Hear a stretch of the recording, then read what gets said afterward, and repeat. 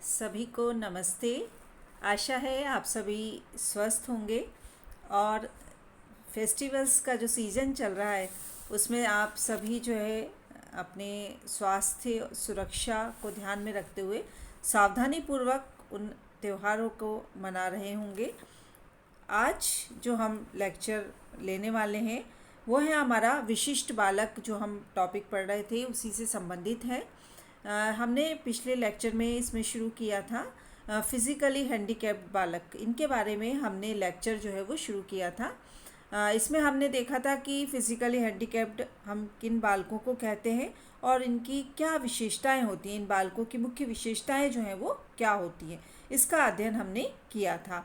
आज हम देखेंगे, आज का जो हमारा लेक्चर है उसमें हम देखेंगे कि ये जो बालक हैं उनके कौन कौन से प्रकार होते हैं या किन बालकों को हम शारीरिक रूप से जो अक्षमता वाले बालक हैं उनकी श्रेणी में रख सकते हैं। तो ये कुछ प्रकार बताए गए हैं, जैसे बहरे तथा कम सुनने वाले बालक, अंधे एवं कमज़ोर नज़र वाले बालक, अपंग बालक, गूंगे बालक तथा वाणी दोषों से युक्त बालक, नाजुक बालक और अन्य जो विकार हैं वो इसके अंतर्गत कुछ आते हैं। तो हम इसमें इनको संक्षिप्त में, वैसे तो ये विशिष्ट बालक और शारीरिक जो अक्षमता वाले बालक हैं बहुत डिटेल में हम इसको पढ़ सकते हैं, लेकिन हमें उतने डिटेल में नहीं पढ़ते हुए हमें संक्षिप्त में जो है इन बालकों के बारे में जो है वो एक एक करके हम अध्ययन करेंगे। तो सबसे पहले हम देखते हैं कि बहरे तथा कम सुनने वाले जो बालक हैं वो किस प्रकार से हम उनको इस श्रेणी में रख सकते हैं।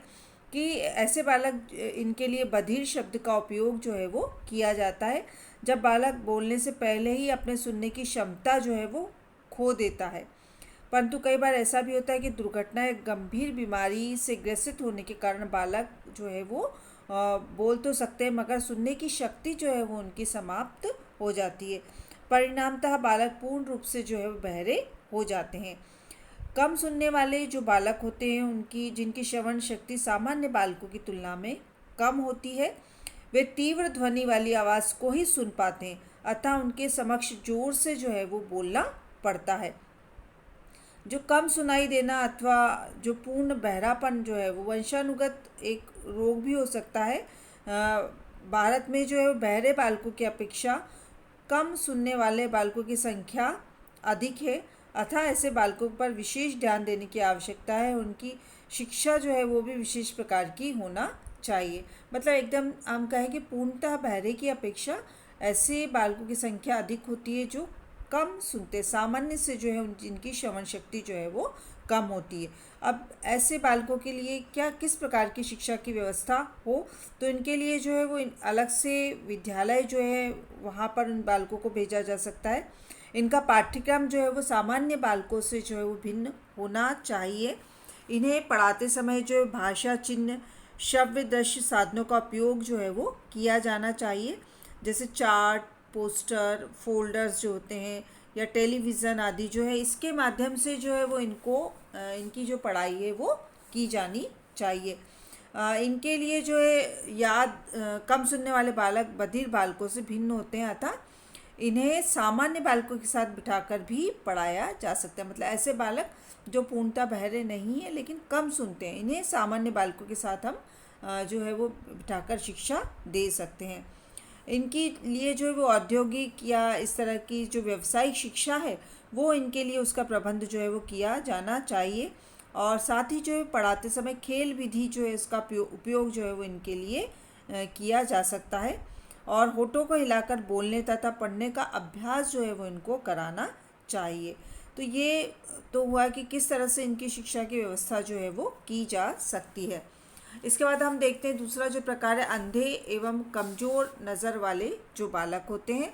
अंधे बालक जो होते हैं वो कुछ भी नहीं देख पाते हैं, तो वे एक तरह से हम कहें कि जो प्रकृति है या उसकी जो सुंदर रंग बिरंगी जो सारी छटा है हम कहें प्रकृति की, वो उसको नहीं देख पाते हैं और उससे वो अनजान रहते हैं। नेत्र जो है वो हम देखते कि यदि सही नहीं है तो जीवन जो है अंधकारमय हो जाता है। इसलिए सभी अंगों में नेत्र को जो है एक प्रधान अंग जो है वो माना गया है। अंधे बालक ना तो दूसरे बालकों के साथ खेल पाते हैं और ना ही जो है वो इनके साथ पढ़ लिख पाते हैं। इतना ही नहीं, उन्हें पढ़ाना लिखाना भी उतना आसान नहीं होता। वे हर एक काम के लिए दूसरों पर आश्रित रहते हैं। यह आश्रितता उनके जीवन को जो है थोड़ा दुखदाई बना देती है या कष्टप्रद जो है वो बना देती है, साथ ही जीवन को नीरस भी कर देती है। तो पर फिर भी हम देखते हैं कि ऐसा नहीं है कि ये बालक जो है सिर्फ दया के पर ही जो है वो निर्भर है। यदि संरक्षक जो हैं या माता पिता जो हैं इनकी पूर्ण देखभाल करते हैं या इन पर ध्यान देते हैं तो इनको पूर्णतः जो है आत्मनिर्भर बनाया जा सकता है। ऐसे बहुत सारे उदाहरण हैं जिसमें ये बालकों ने जो है वो सामान्य बालकों से भी अच्छा जो है ये कार्य ये बालक करते हैं पूर्णतः आत्मनिर्भर होकर। अब हम देखते हैं कि इनकी जो शिक्षा है उसके लिए किस प्रकार की व्यवस्था की जाए।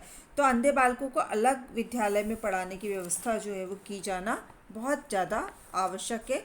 हम देखते हैं कि बड़े शहर जो हैं वहाँ इस तरह के अंधे बालकों के लिए विद्यालय जो है वो होते हैं। इनकी जो जिस पद्धति से इन्हें पढ़ाया जाता है वो ब्रेल पद्धति जो है वो कहलाती है।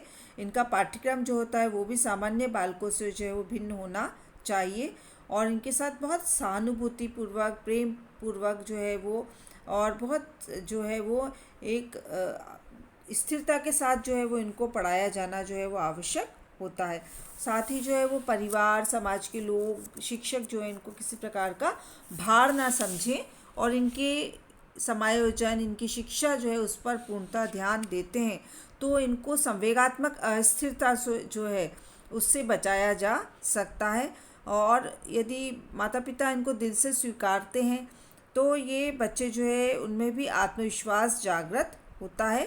हम देखते हैं कि ये जो बालक होते हैं अंधे बालक या इस तरह के जो बालक हैं इनमें सृजन शक्ति जो है बहुत ज़्यादा होती है।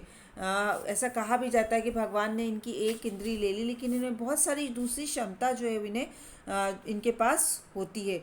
इन्हें व्यावसायिक प्रशिक्षण भी जो है वो दिया जा सकता है। जैसे अंधे जो इन बच्चों के जो स्कूल होते हैं उनमें इन्हें चटाई बनाना जो इस तरह से जो कुर्सी वगैरह होती है उनको बुनना केनिंग जो क्या होता है जो इसी तरह से दरी बनाना टोकरी बनाना ये प्रशिक्षण जो है वो इनको दिया जा सकता है। मोमबत्ती बनाना इनको जो इनके लिए जो है वो ऑडियो विजुअल एड्स का प्रयोग किया जा सकता है। टेप रिकॉर्डर रेडियो आदि का प्रयोग जो है इनको पढ़ाने के लिए किया जा सकता है। तो ये है कि यदि इन बालकों पर भी ध्यान दें तो ये सामान्य बालकों की तरह जो है वो शिक्षा प्राप्त कर सकते हैं व्यावसायिक प्रशिक्षण जो है वो ले सकते हैं। इसके बाद जो अगली श्रेणी है वो है अपंग बालक। इसके अंतर्गत वे बालक आते हैं जो किसी तरह से लूले लंगड़े होते हैं या अपाहिज होते हैं जिनकी मांसपेशियां व हड्डियां पूर्ण रूप से विकसित नहीं होती हैं। फलतः वे चलने फिरने व काम करने में जो है वो असमर्थ होते हैं। बालकों में अपंगता जन्मजात दोष भी हो सकती है और वातावरणीय कारणों के कारण भी वो हो सकती है। जैसे जन्म के समय यदि प्रसव के दौरान नुकीले जो है औजार आदि लग जाते हैं या गर्भकाल के दौरान गर्भवती माता को पौष्टिक आहार ना मिले, गर्भकाल में एक्सरे आदि यदि किसी गंभीर बीमारी के कारण बार बार जो एक्सरे आदि लेना पड़ता है या कोई सड़क दुर्घटना में गंभीर रूप से चोट लग जाए तो ऐसी विकलांगता या अपंग बालक जो है वो हो सकते हैं। अपंग बालक जो तो उनको दैनिक जो क्रियाकलाप हैं वो उसको करने में उन्हें असुविधा होती है और इस कारण जो है इनकी जो सीखने की गति होती है वो भी जो है वो धीमी हो जाती है। इन्हें भी जो है वो इनकी जो पढ़ाई लिखाई है या शिक्षा है उसके लिए भी कुछ बातों को ध्यान देना आवश्यक है। जैसे इनकी जो हम बात करें कि सीखने की क्षमता जो है वो कम होती है सामान्य बालकों से तो इनको जो है वो ध्यान से या उसी तरह से जो इनको पढ़ाया जाए। इनकी मानसिक क्षमता और बौद्धिक क्षमता को ध्यान में रखते हुए इनके पढ़ने की व्यवस्था की जाए। साथ ही जो सबसे मुख्य बात है कि इन बालकों का मजाक आदि ना उड़ाया जाए, इस बात का ध्यान रखा जाए कि सामान्य बालकों के साथ यदि पढ़ रहे हैं तो वहाँ इनको इस तरह से जो है वो दूसरे बालक चिढ़ाए ना। इससे क्या होगा यदि उनका मजाक उड़ाया जाता है तो उनमें हीन भावना या कुंठा या इस तरह की जो है उनकी प्रवृत्ति उनमें आ जाएगी। वो चिड़चिड़े भी हो सकते हैं, क्रोधी स्वभाव के हो जाएंगे। इसी तरह से हम कहें कि इनके लिए अपंगता में आजकल बहुत सारे ऐसे उपकरण हैं तो यदि हम योग्य चिकित्सक को इनको दिखाते तो इनके लिए इस प्रकार के जो उपकरण आदि की व्यवस्था भी हम ले सकते हैं। सामान्य बालकों के साथ इनको व्यवस्था जैसे हमने बात की कि इनको पढ़ाया जा सकता है। सबसे जो मुख्य दायित्व है माता पिता का और परिवार के लोगों का परम दायित्व है कि वो इनके प्रति जो है वो सहानुभूतिपूर्वक जो है वो व्यवहार करें, इनसे प्रेम रखें और इनको जो इनकी जो सीखने की गति स्लो है, ये स्लो लर्नर हो सकते हैं, तो इनके लिए जो उस तरह के पाठ्यक्रम की व्यवस्था जो है वो हो और उनके लिए इनके लिए भी व्यावसायिक शिक्षा पर जो है वो जोर दिया जाना आवश्यक है। इसके बाद जो नेक्स्ट प्रकार है वो है गूंगे बालक अथवा वाणी दोषों से युक्त बालक। जो हम कहते हैं कि स्पीच डिफेक्ट्स जिन बालकों में हैं वो इसके अंतर्गत आते हैं या गूंगे होते हैं जो बालक। गूंगे बालक वे होते हैं जो कुछ भी शब्दों को स्पष्ट रूप से बोल पाने में पूरी तरह से जो है वो बालक असमर्थ होते हैं। ये बालक जो है वो छोटे छोटे वर्ण जो है उनको बोलते हैं, जैसे आ ई ऊ, बस उतना ही जो है वो उच्चारण कर पाते हैं। जब गूंगे बालकों को कुछ भी शब्द बोल पाने में पूरी तरह से जो है वो बिल्कुल वो असमर्थ हो जाते हैं। इनकी दशा जो है वो भी बहुत समाज में जो है बहुत अच्छी नहीं होती है। इनकी आवश्यकताओं की पूर्ति जो है वो नहीं हो पाती है, क्योंकि ये बोल पाते हैं, हाव भाव को जो है वो कुछ लोग समझ पाते हैं और कुछ लोग जो इनके हाव भाव को समझ नहीं पाते हैं। वाणी दोष से युक्त बालक वे होते हैं जो हकलाते हैं, तुतलाते हैं, अटक अटक कर बोलते हैं अथवा अस्पष्ट उच्चारण करते हैं, बहुत जल्दी या बहुत ही धीरे धीरे बोलते हैं। ऐसे क्योंकि हमने दोनों बात देखी कि गूंगे बालक तथा वाणी दोषों से युक्त बालक, तो गूंगे बालक तो वो हैं जो बिल्कुल भी नहीं बोल पा रहे, और वाणी दोषों से युक्त बालक जो है इसमें हकलाना, तुतलाना, अटक अटक कर बोलना, ये इस तरह के जो है भाषा दोष वाले बालक इसके अंतर्गत आते हैं। वाणी दोष का प्रमुख कारण स्वरयंत्र में खराबी, गले, जबड़े, दांत इनका दोषपूर्ण होना, इसके अलावा संवेगात्मक अस्थिरता या तनाव मुक्त वातावरण या इस तरह की जो है आत्मविश्वास की में कमी जो है वो भी कई बार वाणी दोषों के लिए उत्तरदायी मानी जाती है। इन लोगों के लिए जो है इनका इसके कारण यदि इनके लिए आसपास का वातावरण जो अच्छा यदि बनाया जाता है तो कई बार इनके वाणी दोष जो है वो दूर हो जाते हैं। इनके कारण को जानने का, वाणी दोष का सबसे पहले कारण जानने का प्रयास किया जाए कि किस कारण जो है वो वाणी दोष है। यदि बालक में कोई जीभ, उसके तालु, टॉन्स इसमें या जो दांतों की संरचना या होंठ किसी भी कारण से यदि उसे बोलने में असुविधा हो रही है तो सबसे पहले जो है उसको चिकित्सक को दिखाया जाए। और बालकों को बचपन से ही जो है वो वाणी दोष पर यदि ध्यान दिया जाता है, उसे स्पष्ट बोलने की प्रैक्टिस कराई जाती है, तो बच्चे जो है वो उसके वाणी दोषों को कम किया जा सकता है। इसके बाद है नाजुक बालक। इसके अंतर्गत वे बालक आते हैं जो शारीरिक रूप से कमज़ोर होते हैं। किसी भी कारण कई बार जो है गर्भावस्था में ही बच्चे जो है वो कमज़ोर रह जाते हैं, तो ऐसे बालक जो इसके अंतर्गत आते हैं। कई बार होता है कि जन्म के बाद किसी दुर्घटना के कारण या किसी भी प्रकार की बीमारी आदि के कारण जो है बच्चों का विकास जो है वो सही प्रकार से नहीं हो पाता और एक शारीरिक कमजोरी का जो है वो शिकार हो जाते हैं। तो इन बच्चों पर भी जो है वो ध्यान बहुत रखना आवश्यक है। सबसे पहले तो ये देखना आवश्यक है कि इनकी ये कमजोरी किस कारण है, तो उसको दूर किया जाए। यदि खान पान के कारण या कुपोषण आदि के कारण है तो उनके खान पान पर जो है वो ध्यान दिया जाए।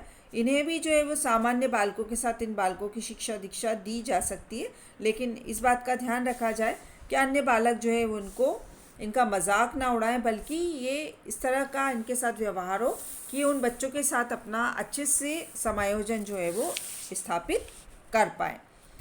इसके बाद जो एक लास्ट प्रकार है अन्य विकार। इसके अंतर्गत जो है वो इस प्रकार की विकलांगता आती है, जैसे दांतों से संबंधित दोष, अस्थियों से संबंधित विकार या कुबड़ापन, टेढ़ी मेढ़ी अंगुलियों की संख्या 4 या 6 होना, मतलब और शारीरिक जो एक सामान्य शरीर है, इसके अलावा यदि किसी भी प्रकार की विकलांगता है या वो शारीरिक कमी है तो वो बालक जो है वो इस श्रेणी के अंतर्गत आते हैं। तो सबसे पहले जो आवश्यकता बस इस बात की है, जो शारीरिक रूप से अक्षम बालक हैं, इनके समायोजन में या इनके लिए कि इनकी शिक्षा दीक्षा की प्रॉपर या एक समुचित जो है वो व्यवस्था की जाए। संवेगात्मक रूप से जो है इनको एक तरह से जो है वो इन पर बहुत ज़्यादा ध्यान दिया जाए और इनको व्यावसायिक शिक्षा देकर जो है इनके समायोजन को जो है वो अच्छा बनाया जा सकता है। अब ये तो हमने देखे शारीरिक रूप से अक्षम बालकों के प्रकार। अब हम देखते हैं इसके मुख्य रूप से जो है वो कारण क्या बताए गए। फिजिकली जो हैंडीकैप्ड होते हैं उनके मुख्य कारण जो है वो क्या बताए गए हैं। तो उसमें सबसे पहला है वंशानुक्रम या हेरिडिटी। शारीरिक अक्षमताओं का एक प्रमुख कारण है वंशानुक्रम। जब माता पिता या उनके पूर्वज किसी न किसी प्रकार के शारीरिक दोषों से पीड़ित होते हैं, तब बालक में भी यह दोष जो है वो जीन्स के माध्यम से जो है वह हस्तांतरित हो जाता है। तो ये जो है वो वंशानुक्रम एक कारण बन जाता है शारीरिक अक्षमता का। दूसरा है गर्भकालीन विकास। जब बालक माता के गर्भ में पल रहा होता है, उस समय यदि गंभीर चोट लग जाती है तो बालक के अंग जो है दोषपूर्ण हो सकते हैं। इसके अतिरिक्त यदि माता ने किसी भी प्रकार की दवाई आदि का सेवन किया है, वो बहुत ज़्यादा बीमार हो गई और उसने कोई दवाई आदि का सेवन किया या वो मादक पदार्थों का सेवन, तो भी बालक जो है वो उसमें शारीरिक विकलांगता आने की संभावना जो है वो बन जाती है। यदि गर्भकाल के दौरान यदि माता बार बार एक्सरे करवाती है तो उसकी खतरनाक किरणें जो है शिशु के किसी भी अंग पर पड़ सकती हैं और उस अंग का विकास जो है वो अवरुद्ध हो सकता है। यदि गर्भकाल के दौरान माता कुपोषित हो और उससे भरपूर मात्रा में जो है वो पौष्टिक पदार्थ या संतुलित आहार जो है वो खाने को नहीं मिलता है, तब भी बालक में जो है वो रक्ताल्पता या एनीमिया जो है वो से पीड़ित वो हो सकता है और इस तरह की कोई शारीरिक विकलांगता जो है उसमें हो सकती है। इसके बाद है दुर्घटनाएं, एक्सीडेंट्स जो होते हैं, ये भी बड़े कारण होते हैं शारीरिक अक्षमता के। छोटे बालक जो है वो बहुत चंचल स्वभाव के होते हैं, हमने देखा है, और ये बहुत भागते दौड़ते रहते हैं। कभी सीढ़ी से गिर जाते हैं, कभी कुर्सी से गिर जाते हैं और इसी तरह से कितनी बार इनके नाक, कान, आँख इस तरह से क्षतिग्रस्त हो जाते हैं और ये शारीरिक रूप से जो है अक्षम हो जाते हैं। वर्तमान में हम देखें कि सड़क दुर्घटनाएं जो हैं इनमें भी बहुत ज़्यादा बढ़ोतरी हो रही है और कितनी ही बार जो है ये सड़क दुर्घटनाएं जो है वो शारीरिक विकलांगता या शारीरिक अक्षमता का कारण बन जाती हैं। फिर है सामाजिक आर्थिक स्तर। प्रसिद्ध मनोवैज्ञानिक कार्माइकल का विचार है कि उच्च सामाजिक आर्थिक स्तर के बालक जो है उनकी तुलना में निम्न सामाजिक आर्थिक स्तर के बालकों में शारीरिक अक्षमता जो है अधिक होती है। उनमें इस तरह से कुबड़े होने की या जब वो जन्म के समय ही जो है किसी तरह की विकलांगता होने की संभावना जो है वो ज़्यादा रहती है। उसका मुख्य कारण जो हमने देखा कि कुपोषण है। माता जो है वो सही प्रकार से अपने खान पान पर ध्यान नहीं दे पाती है, निम्न जो आर्थिक वर्ग है, तो इस कारण जो है वो इस तरह की विकलांगता होने की संभावना जो है वो बढ़ जाती है। फिर आयु, बीमारियां जो है विभिन्न प्रकार की, कि जब बालक किसी गंभीर बीमारी से लंबे समय तक ग्रसित हो जाते हैं तो उनके अंग जो है वो इस प्रकार के दोषपूर्ण हो सकते हैं कि बच्चा जो है वो बहुत लंबे समय तक बीमार रहा तो एक तो शारीरिक कमजोरी उसमें आ जाती है, इसी तरह से कोई अंग प्रत्यंग पर जो है वो प्रभाव भी इस बीमारी का हो सकता है और उसके कारण जो है वो विकलांगता हो सकती है। तो आज के इस लेक्चर में हमने देखा कि शारीरिक विकलांगता जो है या शारीरिक अक्षमता जो है फिज़िकली हैंडीकैप्ड जो हम कहते हैं, वो बालक कौन कौन से बालकों को हम इस श्रेणी में रख सकते हैं, उन बालकों के बारे में हमने पढ़ा और साथ ही देखा कि उनका समायोजन या उनकी शिक्षा की व्यवस्था जो है वो किस प्रकार से की जाना आवश्यक है, और साथ ही हमने शारीरिक अक्षमता जो है इसके कारण का भी अध्ययन किया। इसी के साथ ये जो हमारा एक विशिष्ट बालकों के अंतर्गत जो एक प्रकार है वो यहाँ पर समाप्त होता है।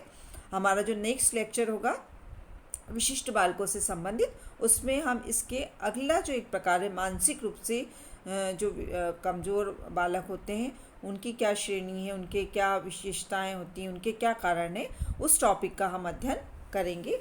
आज के लिए इतना ही। धन्यवाद।